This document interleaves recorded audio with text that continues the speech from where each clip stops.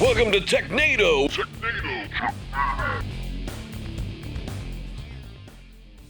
Welcome and thanks for joining us for this episode of Technado. Just want to remind you, Technado is sponsored by ACI Learning, the good folks behind IT Pro. If you want to check out the IT Pro website, you can use that discount code Technado30 for a 30% discount on your membership.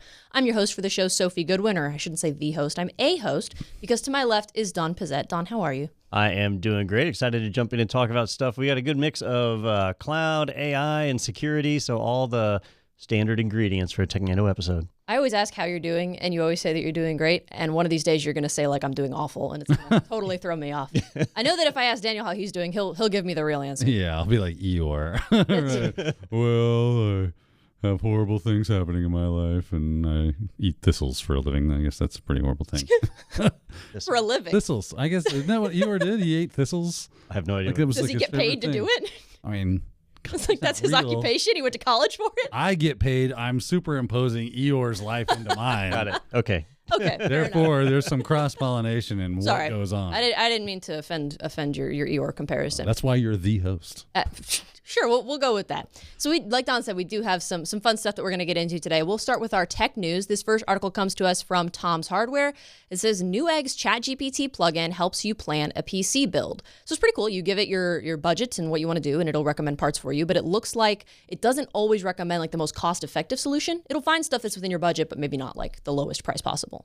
Yeah, you know, every company in the world right now is rushing to see how they can jam ChatGPT into their product. Sometimes it makes sense, sometimes it doesn't. When I heard about this one, I thought it was a neat idea, right? Mm-hmm. I hadn't thought of this, mostly because when ChatGPT launched, it had a data set that was trained that stopped, if I remember right, at the end of 2021, and then they added 2022 to it. So, you know, how much help can it give you if it's speccing last year's parts? If I want to build a new computer, it'd be neat to be able to ask the AI, but apparently the folks over at Newegg have taken the time to train it on their inventory. The problem is, I don't know if you guys have shopped on Newegg recently. Like I used to love going to Newegg. They had tons of stuff. They got bought out a while ago by a Chinese conglomerate, and now it's kind of like a flea market. In that when you search for stuff on Newegg, half of it is sold by them, and Amazon's kind of the same way. Half of it's sold by them, but the other half is by like rando sellers that you have no idea who they are. And so you have to be really careful because some of the hardware that will come back in a result might be a few years old, but it's right there next to stuff that's brand new. And I don't mean used. I just mean like you'll see one laptop that'll have a 10th generation Intel processor right next to a laptop with a 13th generation Intel processor, that kind of stuff. And the ChatGPT plugin, because it's trained on that inventory, has that same problem. You can't completely trust what it gives you, but it is a neat idea, a neat way to leverage this stuff. You just got to see how it evolves and work its way out, right? I mean, anything, new implementation, it's going to take some time to get some of the kinks worked out, as it were, right? Yeah, I remember, and we'll go way back in time here. 1997. Well, this... actually, might be probably earlier than that. Ooh. So I had a computer, and this is really, we're total time machine. One he couldn't speak to. That had 4 megabytes of RAM. And that was a while back. Not gigabytes, right? 4 megabytes. 4 megabytes. And I wanted to upgrade it to 8 megabytes of RAM. I saved up my money, and so I was... sold a kidney. I was like just out of high school when I did this. And I went down to CompUSA, which they ended up getting acquired by Best Buy, so they're gone now. But I went and I said, I want to buy a memory upgrade. And the guy started asking questions like, okay, well, is it a 72-pin DIMM or a 38-pin SIM or whatever it was back then? And I'm like, well, crap, I don't know. I got to go look. I come back. All right, well, is it fast page or normal page? And I'm like, I don't know. And it was like he was asking questions to get me to the point where I couldn't purchase. It was super frustrating. So to have something like this that you could ask questions to that could just recommend, here's the right types of memory, you tell it your budget, it specs it out, that's a pretty handy thing. It's like a Neiman Marcus shopper for you, but it's, got outdated information. Yeah. So in its current form, it's not the greatest. If you go in and mess around with it, you can't quite trust it. You have to fact check everything that it gives you. But I could see it getting there. It's a neat way to build something out. Well, you know what the great thing about that, though, is even though it's not the best, right? It's not going to give you the most accurate information or maybe give you the most, cost-effective or whatever the case is that it could get you, like, you ever hear the saying, I don't even know what I don't know. Mm-hmm.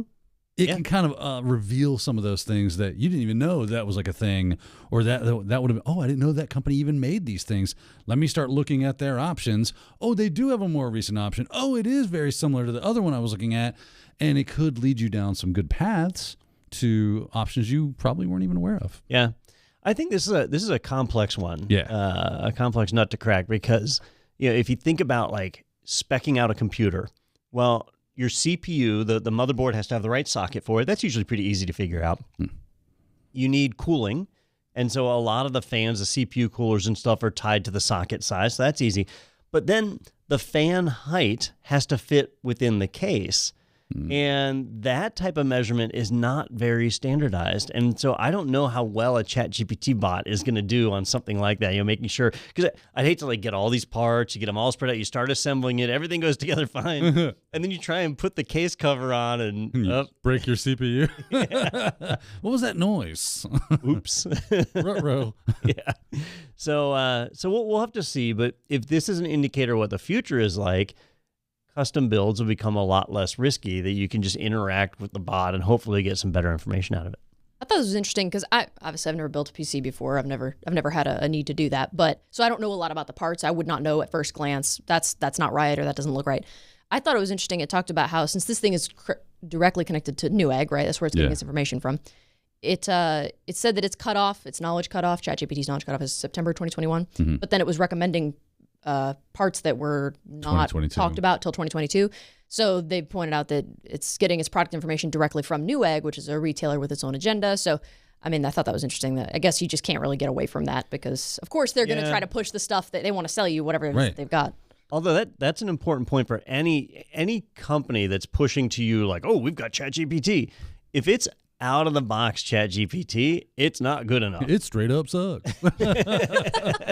So you need to find out whether or not that company actually trained their AI model, their LLM or whatever. They've trained it on whatever specific data set that company is promoting. If it's flowers to go and they're saying, yeah, we can advise you on the best flowers, they need to have trained it on a data set to make it more accurate and useful. If it's just regular old ChatGPT, it's not really it's just a marketing gimmick at that point. Here's what I want. I need this today. So you devs out there that are hearing the sound of my voice, get your pencils ready for $1 billion idea.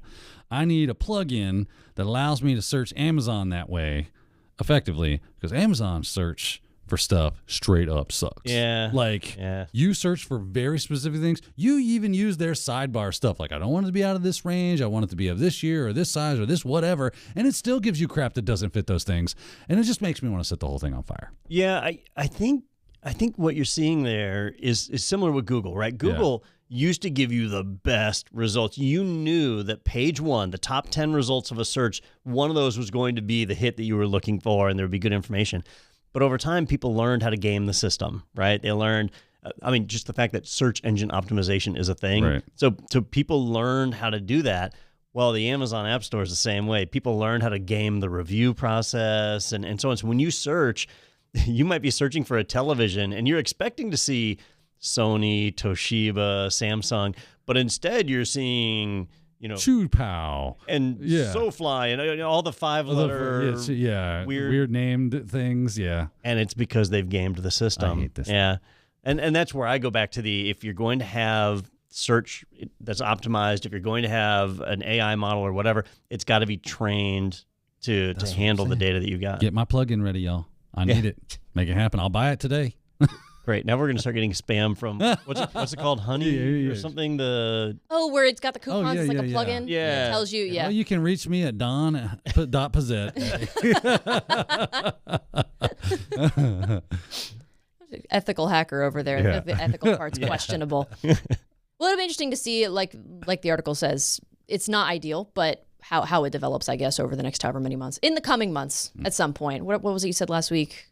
in the future months or something. You were super vague about it. It was like something I developing. think that was in the what it future. was. That's what it said. It was like in the coming months. In the Awesome. coming months. Okay, cool. It just stuck in your brain. It did. Yeah, it did. It was a good memory. So Living rent free, apparently. it was a real positive time in my life. All Man, you remember all that those time? days ago. You said in the coming months. It just really hit me right here. really resonated. Positive influence.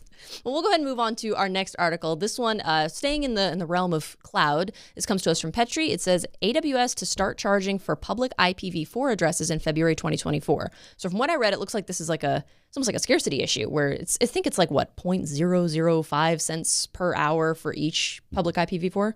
Yeah, you hit the nail on the head. This is exactly a scarcity issue. So the IPv4 address space was exhausted years ago, and most of the major ISPs are holding on to reserves of IPv4 addresses. But if you want to get a public address, they cost more than they used to. They used to be free in a lot of cases. Like with AWS, as long as you used a dynamic IP, it was free. You only had to pay if you wanted a static IP in AWS. Now they're changing that. So in 2024, so 6 months from now, they are going to start charging a rate. And it's what Sophie said, right? Half a cent per... Not half a cent. 0.005. 0.005. You're... Right? Is it 0.05 would be half a cent? Because 0.1 is... Or is that 10? No, 0.5. 0.05. 0.5 is half a cent. I never claimed to be good at math. Y'all looking at me like I said I was some sort of like mathematician. I fed it through a calculator because I'm no mathematician either, but basically it works out to about $43 per year. So we're not talking about an exorbitant amount, but if you've got 100 instances running up inside of AWS, all of a sudden that starts to add up a little bit, right? Again, not a mathematician. If you have 100, that makes it $4,300 per year. There we go. Okay. So wow, it's amazing. So we've been hearing for years you should go to IPv6. And with AWS, IPv6 addresses are free. And that's because they're so plentiful. There's no scarcity whatsoever on those. You can jump in and go. Like the idea of them being like they're so non-scarce that you could give IPs to every grain of sand in the ocean kind of thing. Yes. Right. It's like stupid. The amount. Sorry, I haven't wrapped my mind around every grain of sand in the ocean. Yeah, I mean, I guess there's sand in the ocean. Okay. I don't know if you knew that. All right. So I just think of the water in the ocean. There's water Every in the grain of ocean as water. well. let's talk about sand. Stick to the beach, okay? Let's not get outside of our realm here. I like how we're like getting into semantic arguments. We get the idea. So the point is, I guess I lost my title as king. We're working on it. So something that was free is no longer going to be free. Now, what I find really interesting here is while IPv6 has been around for 30 years, a lot of systems are still not ready to move over to it. There's a ton of infrastructure that's out there that's not ready to be IPv6 only. I was reading an article on Hacker News over the weekend about how the Hacker News website itself doesn't support IPv6, and it's a place that a lot of people go to for information on things. So it's a brave new world out there. IPv6 is a real pain in the ass. It kind of is. Yeah. It doesn't have to be. If you have proper name servers set up, then it's not that big of a deal. Got that kind of time done. Well, yeah. But what does stop? Like you said, it's been around for forever. What is stopping? What is the big roadblock to IPv6 in the world? So I view it as two things, right? So one, the addresses are intimidating. They're big. They are. 128 They're bit, very right? strange. It's yes. a lot of address. And then two, you can still do IPv4, right? Right. So why change? There's not a material benefit to going to IPv6. I think we just ran into one here with this article, didn't we? Well, just move to Azure and be done with it. Yeah, but eventually that train's going to get off this, the tracks, and then if you go to GCP or whatever, that's going to eventually this is going to be a problem. Eventually, it seems like we are procrastinating ourselves into having a problem. I made a comment a long time ago. I think it was on the podcast, but it was years and years ago. Yeah, about how we're not going to see full IPv6 adoption until like the U.S. government or the UN, some big organization has to put their foot down and say, and usually it's the U.S. government. So if the U.S. government put their foot down and said, all U.S. government online services have to be IPv6 only by this date, then problem solved. That would force companies to start acting, right? Because now you may potentially have end users or customers who are IPv6 only and ready to go. Until then, so at home, I have AT&T fiber, and they give me an IPv6 address. Yeah. And I didn't notice it, but for a period of a month, my firewall did not issue an IPv6 address to my desktop. I only had an IPv4 address on my desktop, but I didn't notice. As an end user, 100% of what I want available is available via IPv4. So there's literally no reason for me as an end user to say, I really wish I had IPv6. Yeah. So there's just no motivation. Well, start hitting us in the wallet. Maybe it will. Yeah, that's one way. And to don't do get me wrong. It's not like I'm like this IPv6 advocate out there and all my stuff is IPv6, and I'm not doing that. I'm just wondering. Yeah. Well, I don't think $43 a year is going to be enough to move that Probably needle. not. Probably not. It's one more nail in the coffin. Indeed. Because if it's becoming a scarcity issue, I wonder how long before those prices eventually go up. And it's because we really, really are dealing with a scarcity issue, and I wonder how many years it'll take before it's there's no. I was going to say, due to the scarcity, could you start buying IPv4 addresses too? Just hoarding them? Well, like toilet paper. Well, like any commodity, right? Is scarcity, right? It's basic economics. So I don't think the IANA lets you resell addresses in that way. You can rent them out like Amazon does. All right. I don't think you can sell them. And do you guys know the story about Apple? I'm sure there's more than one, but why don't you enlighten us to this one? Way back in the early days of the internet, the plan was this is before NAT, right? So before we had network address translation, that everybody would have a public IP. Yeah. And a lot of schools here in the U.S., every single computer had a public IP. It was nuts.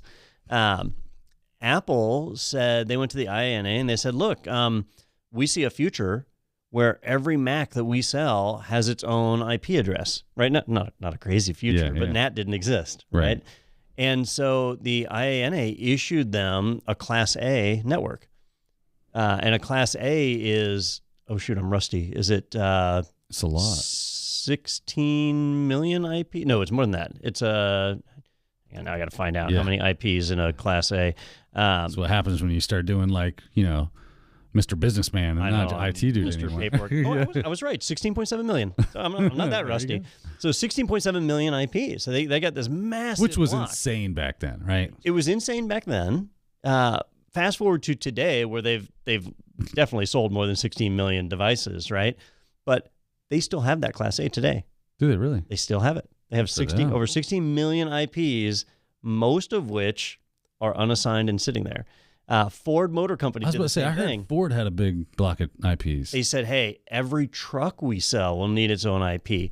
They gave theirs back a couple of years ago. Did they? That's right, when it got exhausted. Yep, they gave theirs back because they said, look, we're not going to assign an IP to every truck. We don't need that. We use other technologies, and here, you can have it back. And Apple was like, I'm sorry, what's happening?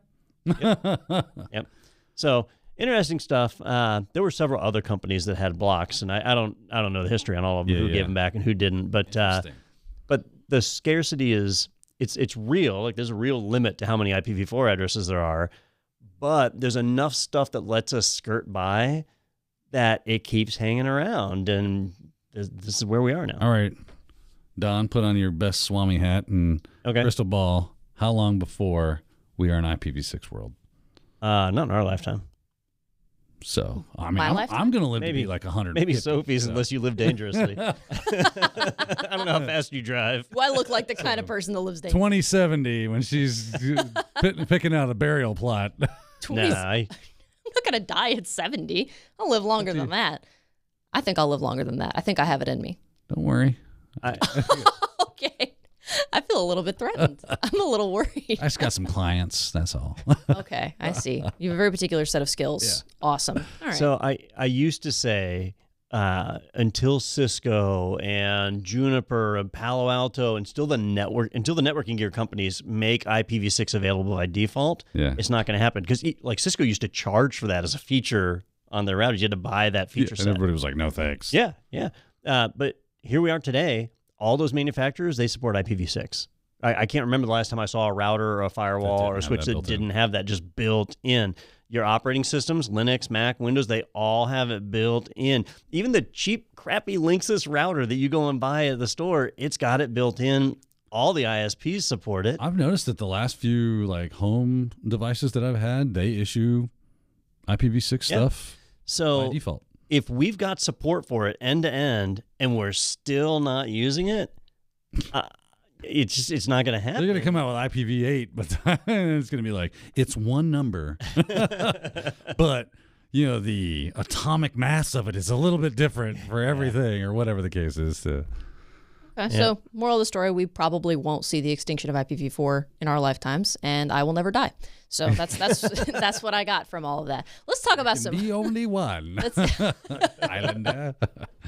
It'll just be me left on this planet. It's going to be great. You win the prize. Let's talk about some hardware. We've got an article here from the Register. It says Infineon to offer recyclable circuit boards that dissolve in water. Now, Infineon, as we all know, is my favorite evolution of Eevee from the Pokemon games. I'm just kidding. Infineon Technologies, the company, will be using recyclable printed circuit boards based on a material developed by a UK startup. So I'm curious what you guys think of this. I mean, on the surface, it looks like kind of a neat idea.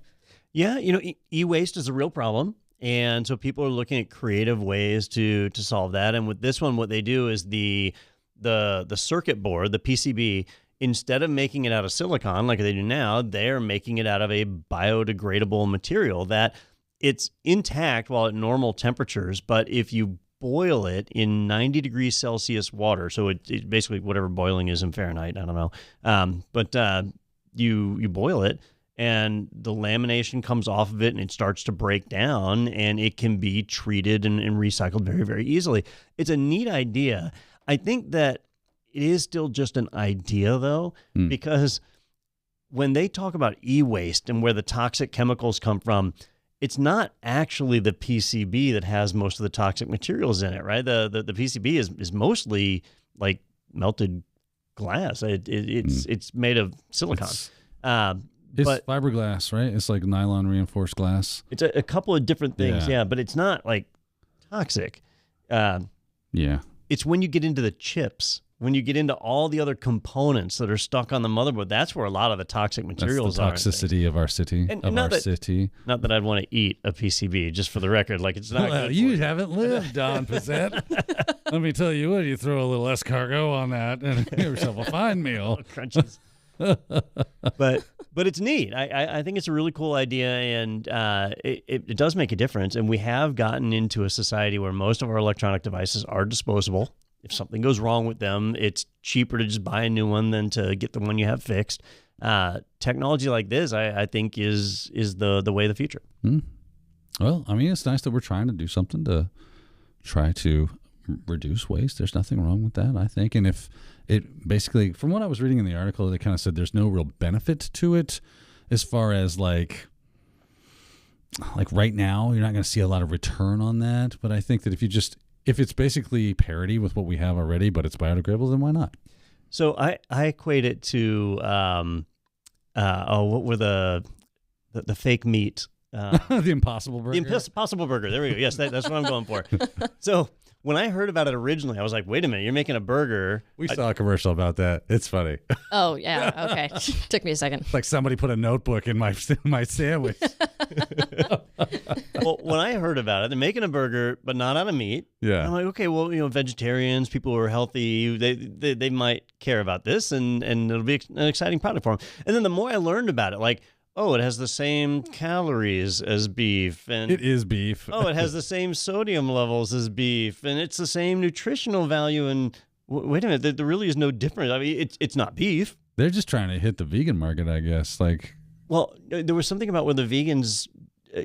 There was something about it that made the vegans not happy as well. Cooked in the same place that the beef ones were. I think that's what it maybe was. There was something about it touched the same animal stove, product. Yeah. And so at the end of the day, it was like, well, if you just don't want to kill an animal, then here you go. And that, I think, is not that where anyway. Where this technology is right now. Hopefully it'll evolve and I'm sure move forward. But kind of like our ChatGPT thing, right? It's like this is the first iteration. The more they invest in it, the more they work on it, then we'll start to see breakthroughs. And I think that it'll get better. Yep, I do think they need to come up with a better name for it because they call it the Soluboard. Because it's soluble. A little bit witty, I guess. So are they going to build like big disposable I guess places where you go and dispose of your PCBs, of your e-waste, when they're just boiling things all day? And that would be interesting. That would be a great how it's made. Yeah. But that's the opposite of how it's made. Yeah, how it's deconstructed. How it's not made. If this catches on, when I first heard about it, I was like, ooh, something water soluble, because we're in Florida. Oh, yeah. And in Florida, the humidity is so high. I'm like, this thing's going to break down on its own. Yeah. And we're definitely at the boiling point when it comes to temperature. But anyhow, it's a brand new technology. They haven't raised a whole lot of money, so it's going to take a while for this to catch on, but it is neat to see people innovating like this. Oh, yeah. It did say it was probably going to be considerably more costly, at least initially, until, I don't know, I guess they can keep working on it and come out with something better. I don't know. Yeah. But I guess that's the case with a lot of new technology. So it's, not necessarily like a deal breaker. I think they said it was like 50% more expensive, but it did require less carbon, or it created less carbon emissions or something, if you're into that. Like it's a hobby. Yeah. Get together with my carbon emissions club this weekend. It's incredibly important for some people. Okay, good. Al Gore's flying in on his private jet to talk. Somebody somewhere, their ears are burning. Yeah. We're having jokes, people. Just jokes. We're just kidding. Just having fun. Just kidding. Don't take it personal. I think that's as good a place to take a break as any. We are going to take a short break. We'll be back with more security news in just a little bit, so stick around for more Technado. Tired of trying to schedule your team's time around in-person learning? Isn't it a bummer to spend thousands of dollars on travel for professional development? What if we said you can save money and time and still provide your team with the best training possible? The answer to your woes is live online training from ACI Learning. With live online training, we provide our top in-person courses in private, online, instructor-led formats. You get to provide professional development in a manner that fits today's expectations. Entertaining, convenient, and effective. Our exam-aligned courses inspire the full potential of your team. Visit virtual instructor-led training at ACI Learning for more info.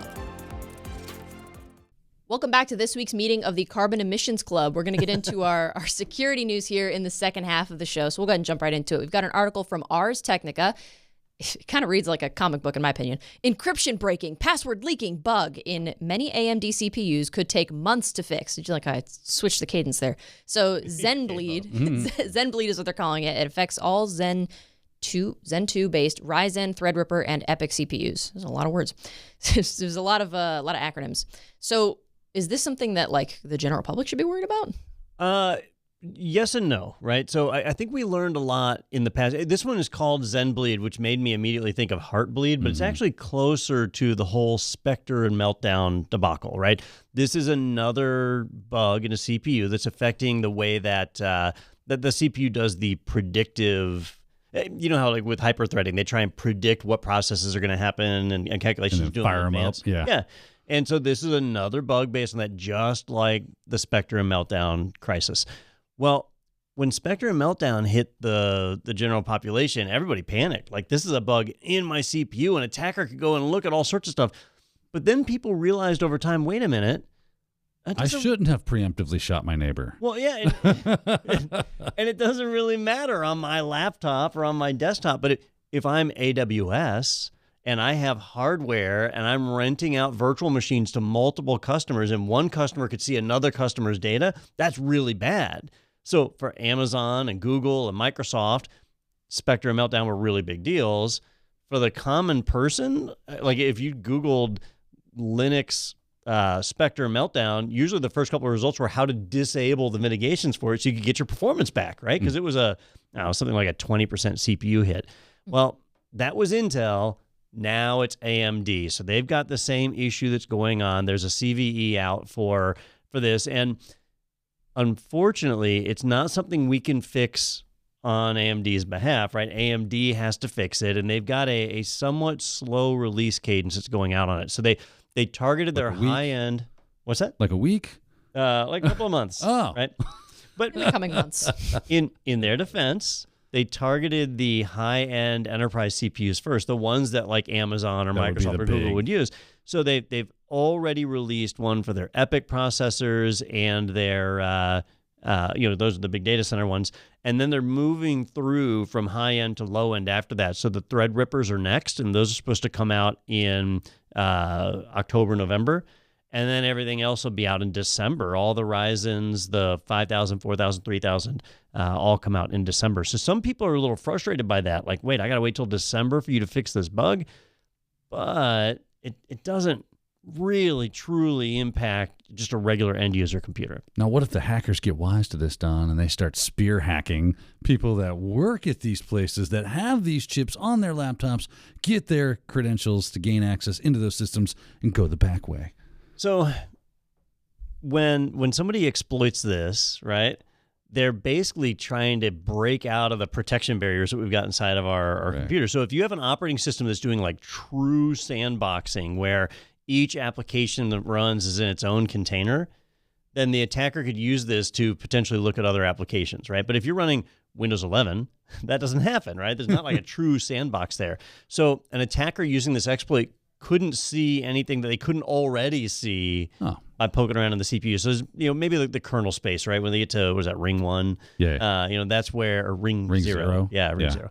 So when they get to that, they might be able to see a little extra information. But by that point, they've already compromised your system enough that they could be using a keylogger to capture your keystrokes and get passwords and things that way. Like So stick with the tried and trues is what you're telling those hackers out there. Yeah. I mean, hey, the tool, the hammer is ancient, but we still use it today, right? That's true. That's true.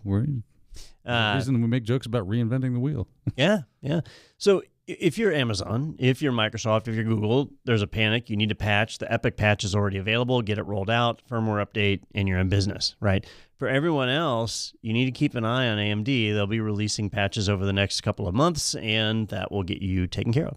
Well, you got to love it when you see this kind of thing. You know what's interesting about this stuff is like, it seems like it'd be fairly difficult to like figure out that these things are there, and I can't really hold them too accountable as far as like, well, how come you didn't find every security vulnerability, which tends to be the temperature of the water, at least from a lot of these articles, is like, why didn't they, especially if you read the comment section, you're like, how did they not see this? It's like, because we're people, man. We're not perfect. We make mistakes. They're doing the best they can. Now, if we saw like a trend like we've seen with other organizations where they really aren't trying the best they can, and go ahead and complain. Get crazy. Go to a different person, competitors. Yeah. And who are your competitors at this point? So you had Intel, who already went through this. Yeah. And you got AMD, who's been making ground on Intel for years now, right? And so they're next. And then who after that? Like, if you say, I guess ARM, right? You could say that's it. I'm going all ARM, and there's plenty of places doing that. So I did read a little more on this actually, and in the actual write-up from the researchers that discovered the assembly, they talked about discovery. It says, I found this bug by fuzzing. Big surprise. I'm not the first person to apply fuzzing techniques to find hardware flaws. In fact, vendors fuzz their own products extensively. The industry term for it is called post-silicon validation. So how come this bug wasn't found earlier?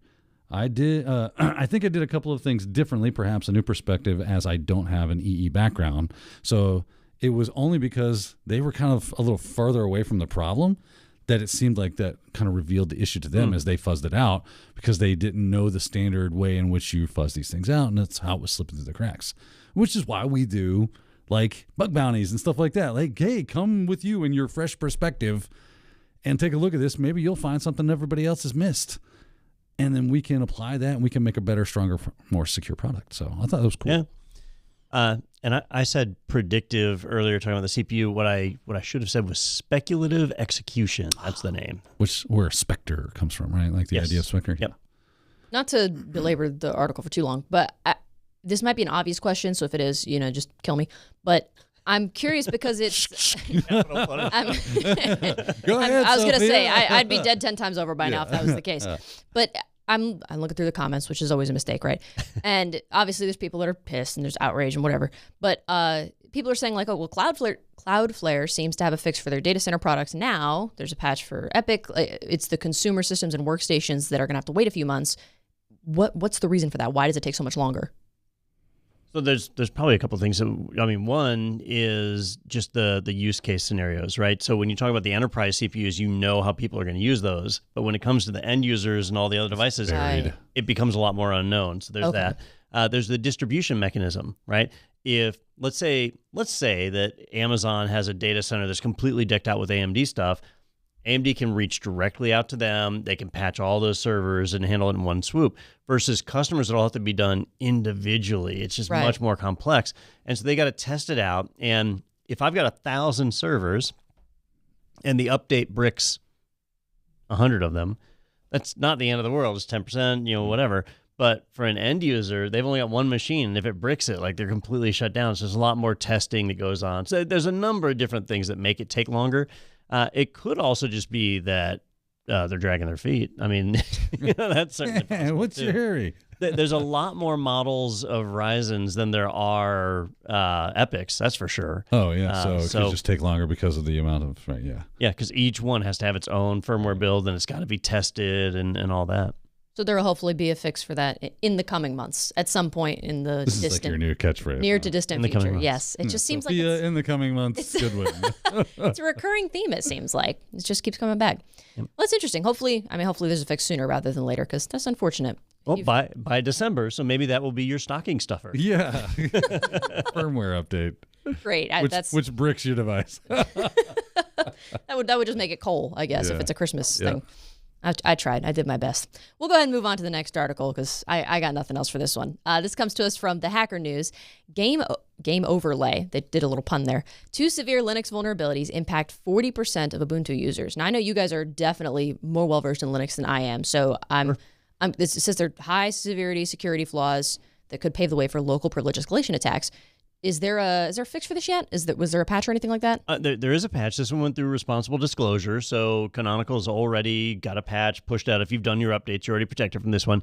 But this one caught my attention because I thought it was really interesting. It's a kernel flaw, but it only affected Ubuntu, and that's not normal, right? Because there's a lot of distros that all use the same Linux kernel, and there's plenty of Ubuntu offshoots like Linux Mint and stuff that weren't affected for some reason. And what it turns out is that Canonical has made some modifications to the kernel, some custom stuff. And it's open source. They publish this out, so it's not like a license violation or anything like that. But when they do that, it opens them up to risk. And in this case, they introduced a flaw in the kernel and in the way that they handle file system access, and that led to this exploit. And that's why it only affects these Ubuntu systems.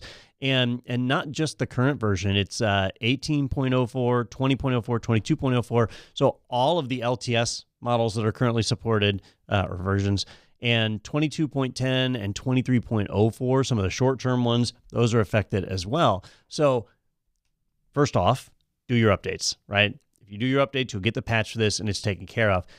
If you can't do that, if there's some reason why you can't do the updates, then you probably need to understand how this exploit works, because basically there's a file system overlay that's in place. And this is used by containers and other things where they want to expose a directory but not allow you to write to it. You need to be able to access the resources in there. And so it doesn't overlay. It kind of creates a virtual directory on top of that you may well be able to write to. You might have full control over this overlay, but not the underlying folder. And to the user or the application, they just see one folder. They don't realize that there's 2 or even 3 or 4. It can be split a number of times. Well, this vulnerability allows the attacker to access the underlying file system without the right protections. They can then write a file that shows up in the overlaying file system that then has like full root access. Like that is I think they run with SUID permissions. Yes. Yeah. Yep. To be able to get that level of access, which is crazy. And so that's pretty bad. If an attacker has any level of access to the system, like a drive-by website, right, they could trigger this and elevate privileges instantly. Yeah, because if I can write, I don't know, let's think of a good executable like bash, right? Yeah. And with SUID permissions, that once we're done playing our little overlay game, that file's still there. And then any user, when they run it, it elevates to root permissions. That seems like a problem, Don. Yeah. It seems like a real issue. It's a bad one. And it's a bad one. And this one it's actually the result of a chain of vulnerabilities that when used together lead to this particular scenario. But it is Ubuntu specific. So if you're on RHEL or Alma, Fedora, one of the other variants out there, even Debian, like if you're on just straight up Debian, which Ubuntu is based on, if you're running that, then you're fine, right? Because this is a modification that Canonical made, and not a dig on Canonical, right? No. The flaw was there, it got reported, they fixed it, the patch is out. But anytime somebody makes a customization like this, it opens up to risk. Well, I think what the interesting thing kind of comes back to this, if you look at this article and you read some of the other articles that it links to, they talk about how We've actually kind of gone down this road with OverlayFS before, like a couple of years ago. There had been some vulnerabilities very similarly exposed for OverlayFS, and of course they were fixed. Everything was good. And then here's Ubuntu going through the problem again, and it was all because of these little customizations they were making. And it just kind of shows you, like, to me, it's one of those kind of like check marks in the pro board of open source. Is you got a lot of eyes looking at things, and you can discover stuff. And when you start making these, even though this is open source, but it was kind of all internal to Ubuntu, right? For the most part, the people that were looking at these kernel modifications and working with them were people that are in Canonical, and therefore they kind of opened themselves up. And it wasn't until somebody with an enterprising spirit went, let me take a look at these kernel modifications, and maybe there's this is one of the reasons why I don't like the Ubuntu spins that they have. The modified distros.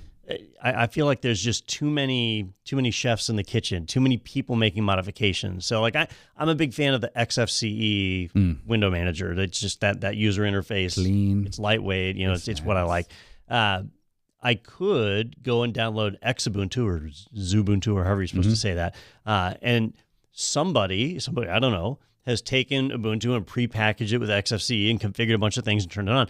Or I could just install regular Ubuntu and add XFCE myself, which is what I do. Yeah. And the reason I do that is not because it's easier, it's harder, but because I know that I've now got Canonical's distro and their install, and that's it. I don't have another group, because you've already got Debian making choices and then Canonical making choices. Why bring a third party into that that's much, much smaller when you could just do it yourself, cut one person out of the equation? And the good thing about this is a privilege escalation kind of thing. So there would already have to be access to the system for any of this to even work at all. Yeah, right? the negative there, though, network is they could trigger it on a user through like a drive-by website, just about anything. Could they?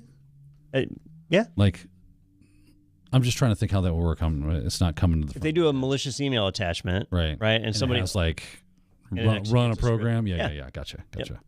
So this could be what they use as the foothold. Oh yeah. I mean, gaining access to a system isn't that hard. Honestly, you send an email, they click the link, you're in. It's kind of how it goes. So this would be like one tool in the toolbox. But it's the next step, right? It's like the next thing they got to do.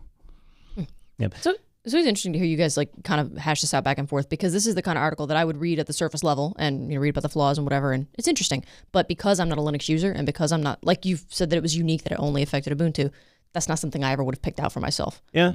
And you say like, I'm not a Linux user. Well, this kind of thing could happen under Windows or under Mac OS, because they do a lot of the same stuff. It's just they're usually a lot more closed about it. They don't share the information. But this type of exploit Microsoft does not talk about.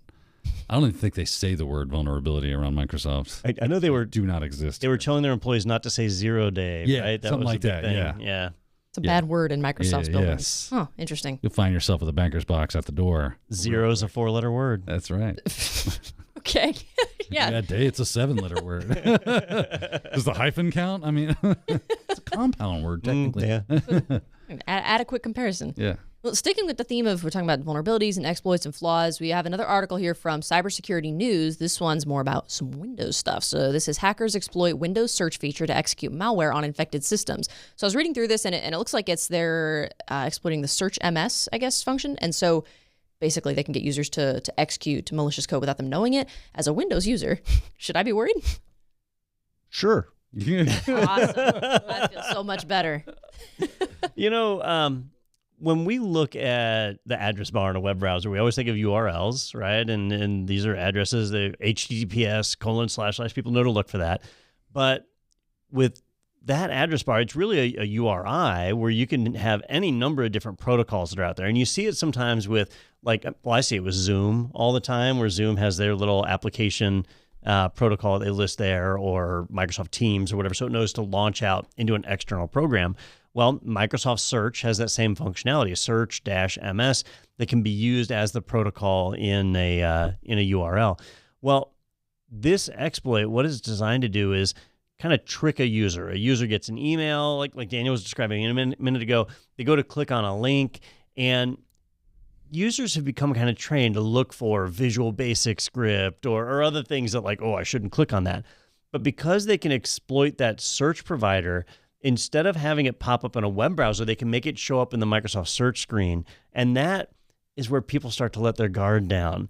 And when they do it, they can change the icon. Like it can be an HTML file, but it's got the PDF icon when they do this. And so it opens it up to where they can hide what they're doing a lot better and trick a user to click on things and then really launch into some trouble. So it's a creative attack, and I'm not sure that they've got a fix for this one yet. Daniel, did you see how they? I did not see a fix for this, and that's because it seems like this is how this works, right? Yeah. Like ultimately the mitigation is don't click links in emails, do not open attachments in emails, have good antivirus EDR solution, and don't click links in emails. Did I mention not clicking links in emails? Because that seems to be a good way to go. Now me personally, I absolutely hate, and this is not just a Microsoft thing because Apple did it too. So I'm gonna go on both of them. Okay. And actually, Canonical did it a bit Sick too. 'em, Don. I hate that the search box searches more than just your files. Yes. Right? Absolutely. It's annoying. It It's searches irritating. the web. It searches your applications. Like I hate that they added all that extra crap to it.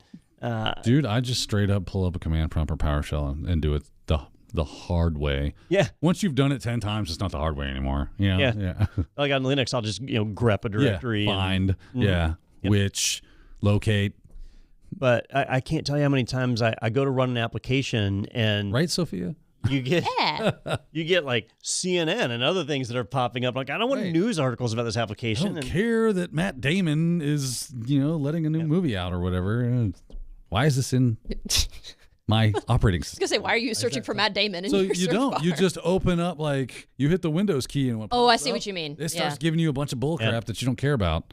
Yeah, the weather and the top Yes. news, and I'm seeing it right now. It's great. It's so great. I'll look for like files or even just like applications on my computer in that search bar, and you're right. It's always like whatever the top articles are for the day. Yeah. I'm like, can I just get to my task manager? Like, I don't need this. Yeah. And it mixes it all together. You'll Right. see like control panel items and stuff are popping up in there. And so for a user, we are telling them like, be vigilant. And they know when I'm in an email, if there's an attachment, I need to be vigilant.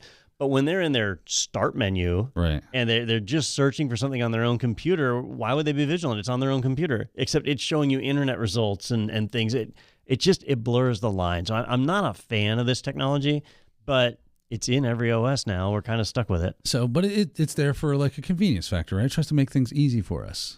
Yeah. Is that how it works? Yep. Yeah. How's that working out? I know. It'd be easier for me to walk into my house if I didn't put a door on it. But Right? yeah. Yeah. Man, this pesky door just keeps getting in the way. So you gotta find that balance, right? Yeah, Between security and ease of use. Yeah. And in Which this is case, all security, no ease. which is just turn your computer off. Yeah, that's it. Unplug it from Go the live in the wall. woods. Set it on Go off the fire. Get you that lovely little cabin you've been waiting for. Maybe I'm sorry. Go ahead. Okay, well, there was something the other week Yeah, where we talked about where I shooting said at like, airplanes. I'll just go live in the woods. It's something. I don't remember what it was. You now. were shooting at the sky or Yeah, something. because that's what the Unabomber did. Yes, He used to shoot yes. the airplanes with this little 22 rifle or whatever. Fun facts with Daniel. Yeah. So maybe I missed it. Maybe it was somewhere in here, and I just missed it the first time around. This isn't really something that there's like a fix for, right? There's recommendations for like things you can do to hopefully not fall victim to it, but there's not a Right. fix, right? Yeah, it's like getting a scam phone call. Okay. Right? How do you prevent getting a scam phone call? Well, you can't really prevent it. You just have to recognize that it's happening when they call you, and that's how this is. That kind of sucks. All right. So there's no it's like there's no solution. It's just like, just be careful. Yeah. I mean, it even says, here below, we have mentioned all the recommendations. Yeah.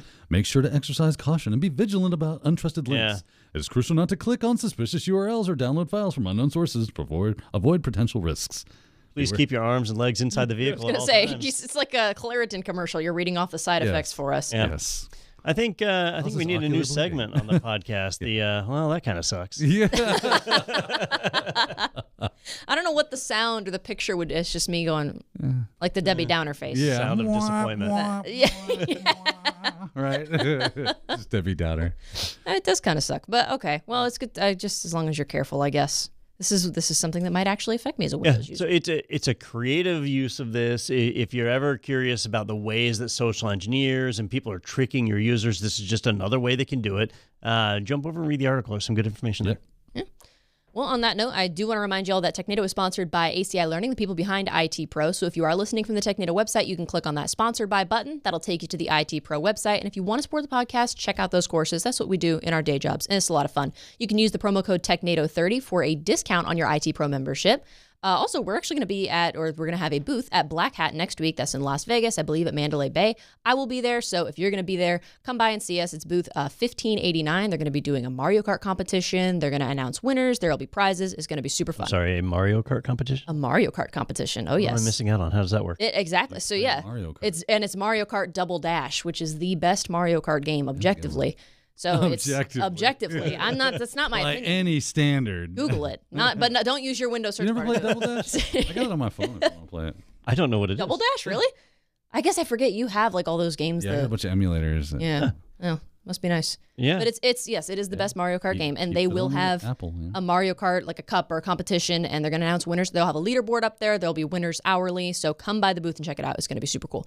And then also, as always, even if you're not going to be in Vegas, we do have a webinar coming up this week. It's going to be the day that this episode is released, so that's Thursday, August 3rd at 2 p.m. It's going to be myself, Daniel Lowry, and Tim Medine of Red Siege as part of the webinar series All Things Cybersecurity. So tune in, 2 p.m., Thursday, August 3rd, and bring your questions for Daniel and Tim. That is all that I have, unless I'm forgetting anything. I'm sure you are. Probably. It's okay. I have plenty of time to remember. Stove on? I have plenty of time to remember because I will never die. I think that's going to do it. Okay, cool. Well, awesome. Thank you guys so much for joining us for another episode of Technado. We'll see you next week.